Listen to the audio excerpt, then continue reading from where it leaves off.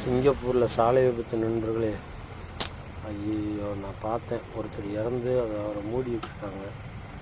எப்பா, சிங்கப்பூரில் இவ்வளோ சாலை வசதி போட்டு கொடுத்தோம் பாருங்கள், இடிச்சுக்கிட்டு அங்கங்கே இடிச்சுக்கிட்டு தான் நிற்கிறாங்க. இன்றைக்கி இது ரெண்டாவது விபத்து நான் பார்க்குறேன். ஒருத்தர் மரணம், ஒருத்தர் வச்சுருக்காங்க.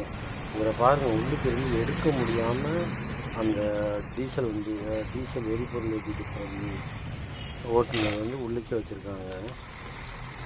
சாமி, இது ஒன்றும் அந்த அளவுக்கு வேகம் போகிற சாலையும் கிடையாது, வேகம் பொறுமையாக போகிற சாலை தான் இருக்கும். பாருங்கள், சுட சுட எரிஞ்சிக்கிட்டு டீசல் எரிபொருள் ஏற்றிட்டு போகிற வண்டி வேறு அது அமைச்சிட்டாங்க, இராணுவ வண்டி.